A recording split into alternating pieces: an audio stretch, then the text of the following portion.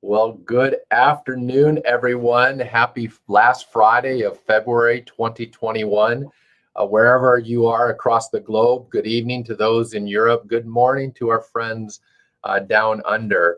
I'm Mike Ackerman, genetic cardiologist at Mayo Clinic and director of our Winland Smith Rice Genetic Heart Rhythm Clinic. I also have the privilege of serving as president of the board of the SADS Foundation. And so on behalf of the SADS Foundation, the Sudden Arrhythmia Death Syndrome Foundation, and our CEO, Alice Laura, and our entire staff, thanks so much for joining us for episode number 53.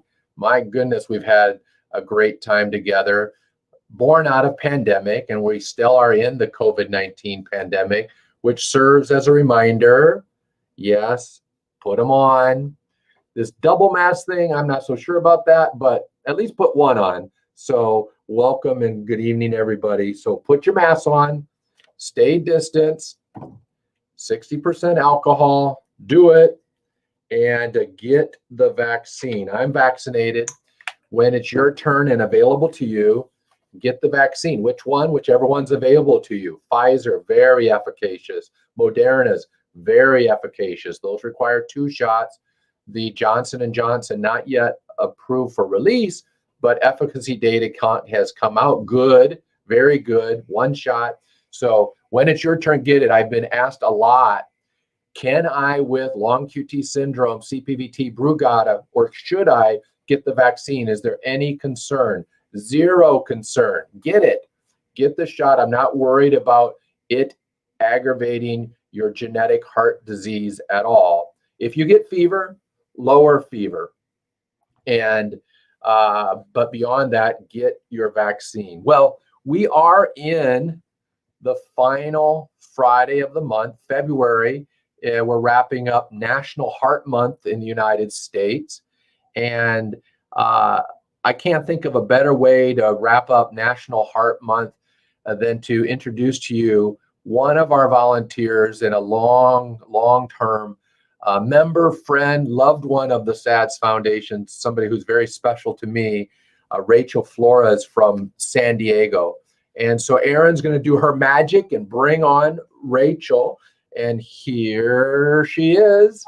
Rachel, welcome to SADS Facebook Live Land. How are you? I'm very good. Thank you for having me. Nice to meet you. It's a pleasure to have you with us. And we see some of ours joining us, Erica from Germany and Dana again from one of my favorite countries, Ireland, and the rest of you. I just saw a patient this week. You know who you are out there, who's been watching almost every episode but has never put a comment in. So I didn't even know that she had been watching. And so if you're watching today, good to have you join us, Christine.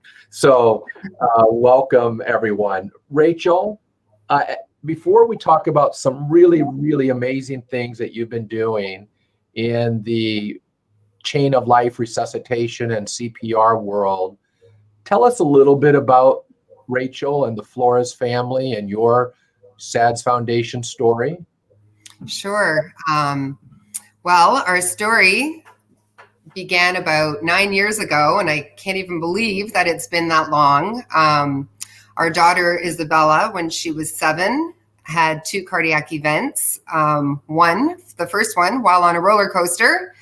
I thought she was scared, held her breath, and passed out. But no, it turns out that she has CPVT. So we were very fortunate that the 2 episodes she had were not fatal. And we were able to get a diagnosis very quickly, early on. And she had that hallmark rhythm on a monitor, and it was captured, and she was diagnosed. So very fortunate. And that kind of started our journey into cardiac safety and awareness advocacy work. All of you out there in the SADS world, the number one thing you want to do is know that you're safe, your children are safe wherever they are. So very important to provide that setting as best you can for your kids. So learning CPR and learning how to use an AED are just the simplest things that anyone could learn and save a life. And the SADS Foundation has been amazing. Rachel, how old is Isabella now? I can't even believe it. She will be 16 on Monday. Oh my goodness. Yeah, So give Isabella a big happy birthday I will. from me, sweet 16. And Yes. can you share it all? Remind us, it was this new in Isabella. So what our SADS community knows as new in them, Yes. not inherited from mom or dad, started as one of those lightning bolts after conception. Was that Isabella's CPVT thing? Yes. Yes. We, she has the R1, R2. Oh, I forget now. What is it, Dr. Ackerman? R2D2 from Star Wars. No. Yes. So you know, Rachel, it is RYR2. That's it. I was throwing an And, extra 2 in there. and with her de novo variant in RYR2, when they have CPVT, we call those of you out there CPVT type 1. And so Correct. that's why the numbers get a little goofed up. But Yeah. Isabella, sweet 16, and mom and dad, no history, so involving nobody else. And as people know, the only people it could potentially involve, is now Isabella's future children at a 50-50 chance. So that's your genetic lesson reminder. But more important for today is some of the incredible things, Rachel, that you've been about. You chose to take your passion and your volunteerism to make an army of first responders, whether you are young or old, junior high, high school. Tell us a little bit about your past with how you were doing CPR in the school system in an era called BC, before Corona. Right. Yes. Well, things look very different now, obviously, but historically, about 5 years ago, with the help of the SADS Foundation, we introduced Heart Safe School accreditation for Isabella's then elementary school, and our son Milan is still there. It's a K through 8 school, and it's very small, only about 240 children. But we started 5 years ago with a field day, we called it, and we had local EMS, firefighters, lifeguards come and help. And we did age-appropriate CPR training from kindergarten all the way up to 8th grade. And these kids, every year, we would do this right between Thanksgiving and Valentine's Day. And that muscle memory of those kids every year doing it, by the time they graduated, they're fearless and they know how to help to save a life. So it's been a great gift that we've been able to give the school and those children. That's great.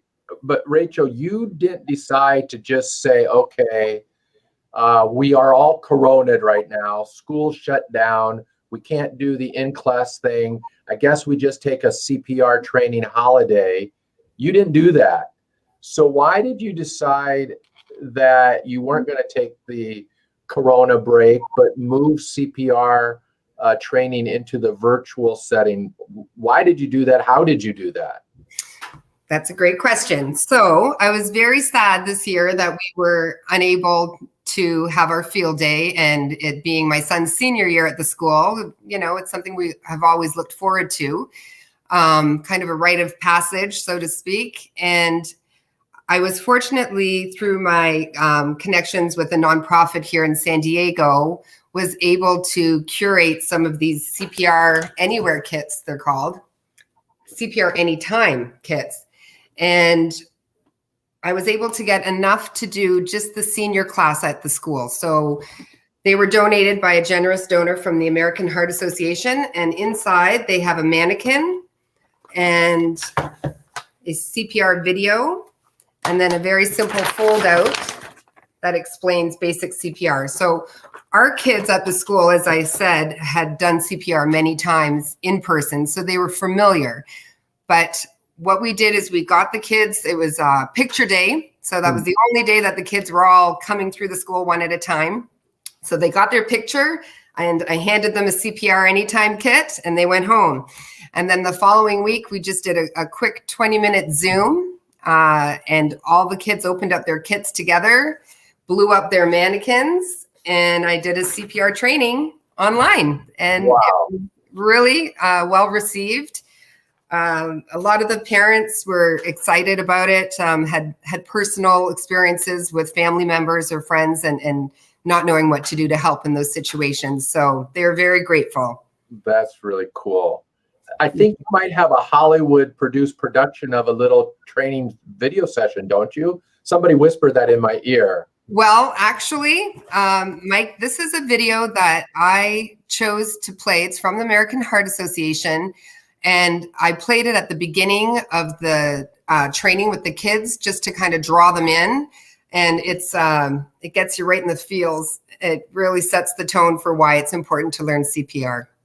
Well, why don't we have Aaron have you and I disappear, and we'll show that video. And while they're doing that, those of you joining us, if you have any questions about CPR or bringing it into the school system or secrets to the success that Rachel's had, feel free to fire away a question. And after the video's over, we'll continue our conversation together. So we'll be back shortly.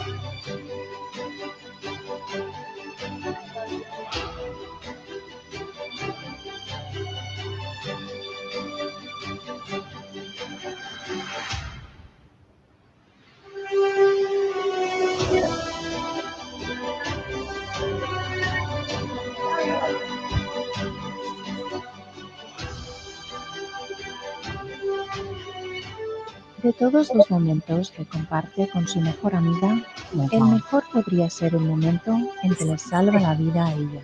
Cada segundo cuenta en un paro cardíaco. Aprenda RCP usando solo las manos y sea la diferencia para alguien que ama. Well, that was really good. So it was in Spanish. We played it in English, but I think that the story behind the video obviously is that the girls grow up together. They learn CPR in school.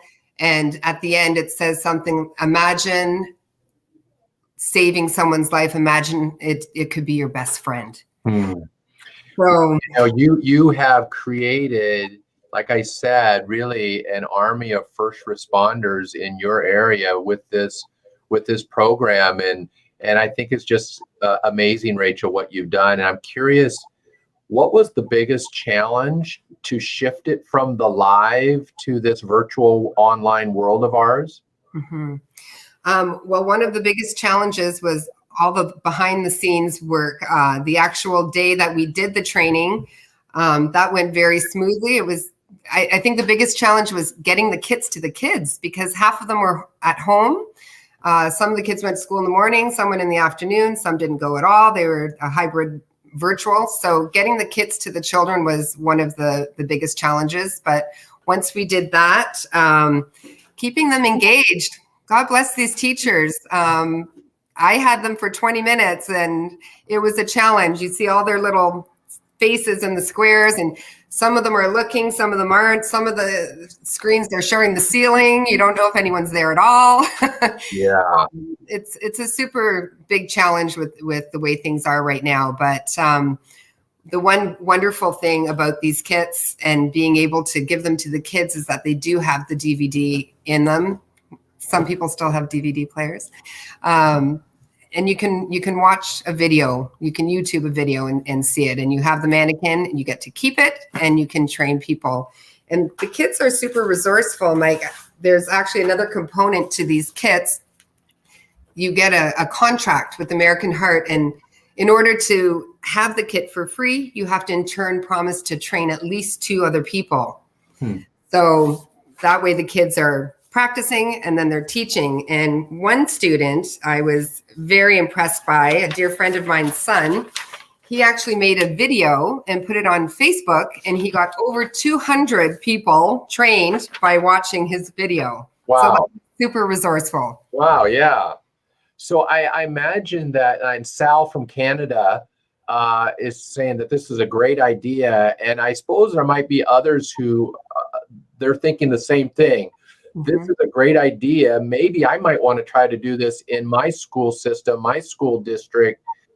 Did you run into any roadblocks as you tried to first launch that you could say, hey, maybe I can make the next person's path a little easier if they're going to try to start it in their school system because I had to grind my teeth on this and that? Any nuggets or pearls of wisdom to navigate the school system, the supervisors, the teachers, or was it pretty smooth sailing for you? You know, a little bit of both. I think the schools that I've reached out to, there's a couple other schools that we're working with here locally. I think that they're very intrigued by the idea, and it's becoming more and more prevalent. Teaching CPR, and people know what AEDs are more so today than ever. It's all the other politics, I think, that fall into place, especially right now with Corona going on. You're not allowed to get on campus. So there's been a lot of challenges now, more so than BC before Corona, with just having access to the school. It's become, unfortunately, not the number one priority. Masking, getting the schools open, and Corona has taken, first row, so to speak. But we can't forget about cardiac arrest. It's not going to go anywhere because Corona's here. So I think a convincing story. Tell your personal story. Don't be afraid to look for local resources in first responders. There's a lot of help out there, and you just have to ask. And Rachel, when you started this, was there anything in particular that we at the SADS Foundation were able to be useful or helpful for your efforts? Absolutely. As I said, we first did a HeartSafe accreditation with the school here through SADS with the HeartSafe School program that you guys have, and it's a very comprehensive packet on your website, on the SADS website. Anyone can look it up, and it has steps. It has sample letters to write to your principal, how to get media involved. It has really everything you need, and it's very simple to follow through with that guidance. I'm wondering, Rachel, when we get to the other side of the pandemic, you think the virtual model of training is going to continue, or was that just a pandemic created opportunity that you said, we're not going to put this on hold, we're going to figure this out, and then you'll eventually return to live in class? Or will it be a dual existence of both live and still online? What are you thinking about? Maybe there's been even some potential advantages of the online over the in-person. How are you thinking about what that future looks like on the other side of the pandemic? Yeah. I think definitely there's no reason for it to go away. I think there's a definite benefit in just the ease of being able to reach a multitude of people. The in-person, I think it's always going to be better in any learning situation to have that hands-on guidance, but the convenience of a video as well is you can rewatch it. When you're in person, you're in the moment and then it's gone. So being able to revisit and practice is a great benefit. So I think a combination of both would always be good. Yeah, I think so too. I think, it's been interesting to see that some of the things that we've been forced to kind of innovate and create and do because of the pandemic are actually some of the potential silver linings, if you can talk about silver linings when there's been 2.5 million deaths from this virus. But I think there are some silver linings in everything, and that may be one of them. Say, Rachel, Alexandra is asking us whether we can get these dummies in Germany too. I don't know if Alexandra is referring to getting me over to Germany or maybe the mannequins themselves. But I think they're talking about this one. oh, okay. But Not much of a resemblance. Well, I guess they're what's the American Heart version in Germany? They must have a similar supply of items, I would imagine. Yeah, and I don't know, and I think that's a great question, Alexander, and we can have the SADS Foundation look into how we can get resources from the American Heart Association potentially outside of our borders, and I think we certainly can do that. And speaking of doing that, the things that you can do on the comment line is pose a question to Rachel on your thoughts about what you've been trying to do, maybe other things on the volunteer side of life, or if you have any question for Rachel about raising a now 16-year-old, soon to be 16-year-old with CPVT. While those questions come in, just a reminder that we're wrapping up National Heart Month.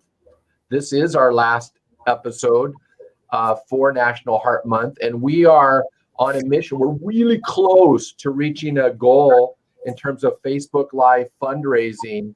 I think we're $500 just shy. I'd love to blow past that even in these last 18 minutes. And there's a link right on the SADS Facebook Live, wherever you're at, where you could donate. Otherwise, you can go to the website, www.stopsads.org, or just the regular www.sads.org. Top right corner, or on the screen, right corner, donate now button. It's easy to find and help us. And it looks like Erin, with her fast finger, is already there on the Facebook connection for the donate. So let's see if we can do that. And I know somebody is sharing with us from Malaysia, Rachel, about her baby who just passed away from a very rare type of long QT. And so I'm not able to say your first name. I don't think I'll pronounce it correctly, but I can say I'm just so sorry about the tragic loss of your baby.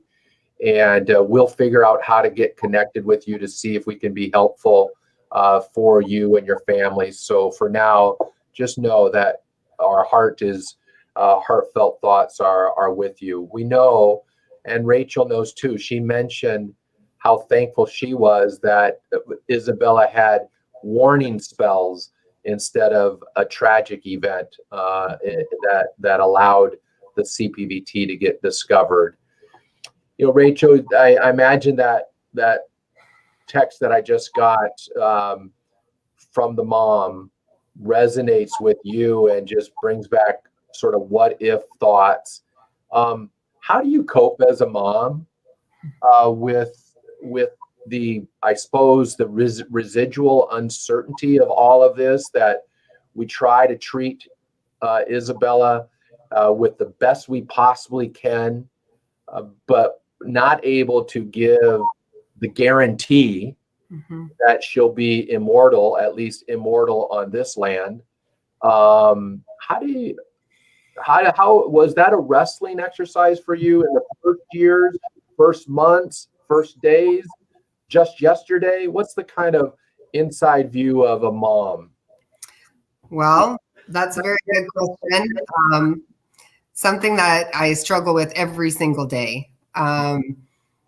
It's not in my face like it was in the first few years. I think the phrase that I coined is cautiously optimistic.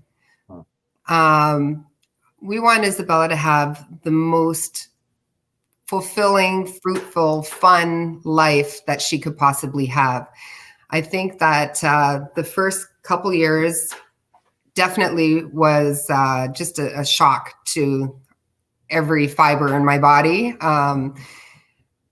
I was scared to leave her anywhere without having my eyes on her. And then we realized through the help of the SADS Foundation and all the advocacy and support that you guys provide for us in going to convention, and we brought Isabella and she met other children and I met other families and we all cry. It's a very intense weekend, but it is so nourishing, and it's just, I can't say enough what I get out of these conventions with you guys.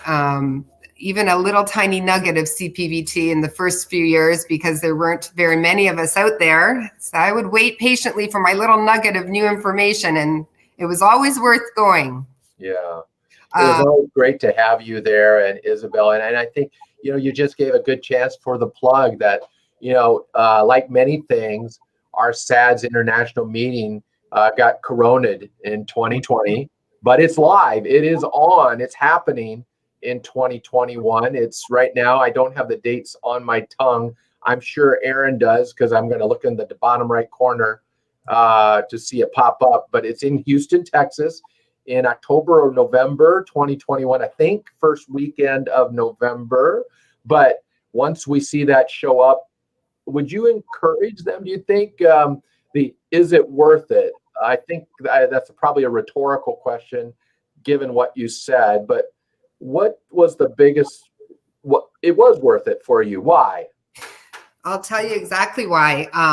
The first, like I said in the beginning, when we had our new reality, fear took over everything, and I did not want to live in fear. And the moment I realized, because I don't think I did realize I was living in fear, I realized I didn't want to, and I didn't want Bella to live in fear, or my husband or my son or our family. And then I realized that we had to empower ourselves and empower Isabella to be a hero and not a victim. And I learned that through the support of convention with you guys.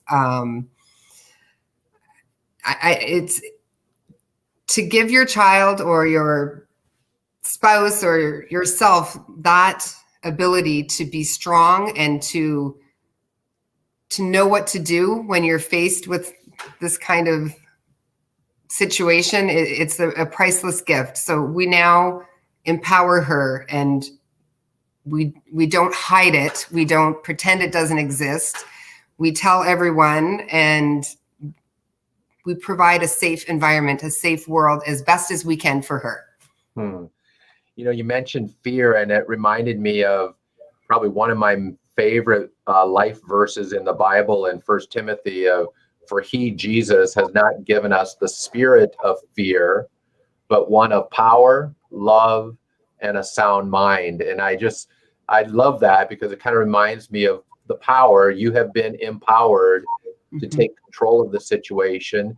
It's, you feel the love of our SADS Foundation community, and you have a much more sound mind than the way you were really gripped in the throes of the anxiety and the unknown. And I just thank you, Rachel, for sharing that. And it is November 5 to 6, everybody. November 5 to 6, 2021 in Houston, Texas. And you can join us there. And I think you'll love it too. You also mentioned the hero, and somebody's commenting, Michelle, loving your expression of being the hero and not the victim. Back to the CPR, you're a hero. You chose, I don't know if that was an outlet, a plan, or it just fell into place. How did it happen that you took your energy all at the beginning, when you still were navigating just the day-to-day stuff, fear, and you channeled that into this plan to do CPR training. Why that? Why was it CPR and not, putting out the warning signs on every car at the shopping mall lot? What was it about that grabbed you in the beginning? It's that whole empowering everyday heroes. I didn't want to live in fear. So what do you do if you don't want to live in fear?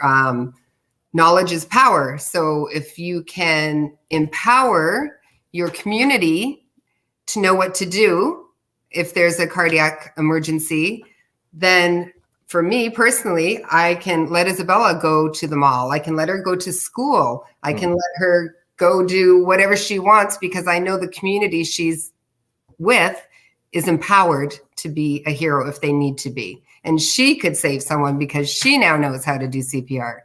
You have to create a world where you feel your child can be safe, where your loved one can be safe. So for me, in order to drive away from the school and leave her there, I had to know that every single person in that school knew what to do and where the AEDs were and what to do, what door to let the EMTs in. We ran through drills. Like, that's the only thing you can do, is to try to make your world as safe as possible. You can't always be there. And it's interesting, isn't it, Rachel, that I've always told my CPVT families and my long QT families, all of my families, that if I'm on my A game and I've done my part right for your Isabella or for whoever is the patient, all of that training and preparation that you are putting in place for the school system is almost for sure going to be performed on somebody else. Yeah, exactly. And that Isabella and any of my patients with genetic heart diseases are not going to need that CPR or that AED because we have you really treated well. It's the unknown person in the school that might be of most benefit. And just to give that perspective to everybody, of all of my patients in 20 years now, even though we equip all of our families who have children with an external defibrillator, we've had only 4 AED rescue shocks in 4 children in 20 years. And so that's what I find is so, yes, you did it to make sure everybody's got the plan for your Isabella, but in reality, you put together all this effort for everybody else's child, because Isabella is probably for sure not going to ever need that rescue plan. Exactly. It's exactly right. Selfishly, I did it for her in the beginning. I was like, I want her school to be safe for her. I want everybody to know what to do for her. But really, it's for everyone. It's for the grandparents that come to visit on Grandparents' Day. It's the teachers, the staff, other children. Absolutely. It's for everyone. And we've heard stories of the teacher to the taught, the student, then coming back full circle, calling the teacher to tell them of the life they saved because of the CPR that they had to do. Have you yet had that loop completed by any of the pupils in your school system who have learned, become a CPR first responder? I have not. That's a good thing, I hope. We have not had any of those stories as of yet, but I can definitely say that our students are not afraid to act.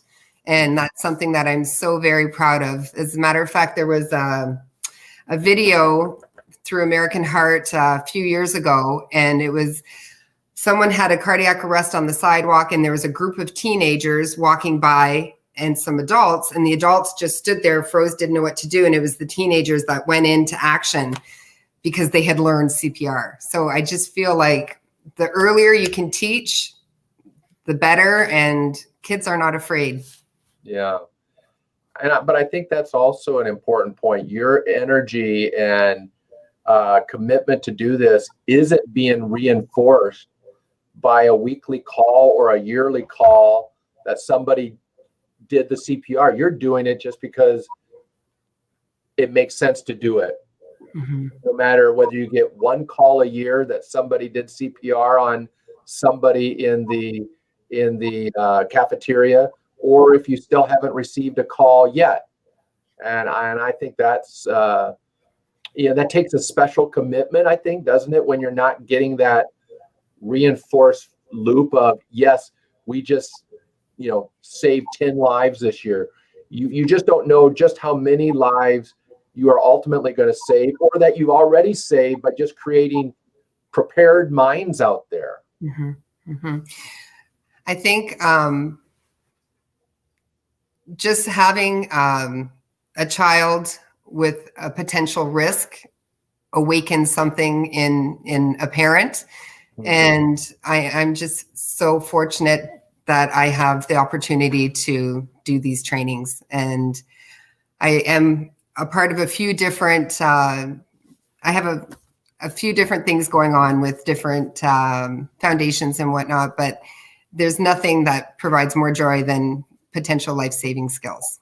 Yeah, well said. Well, Rachel, thanks a lot for joining us. And for those of you out there who've seen this live, I think we can just tell her what an amazing person she is. I've known her for some time, and what you see is true through and through, just real special in Rachel Flores and her family. And happy birthday to Isabella and Sweet 16. And for the rest of you, will you join us next Friday?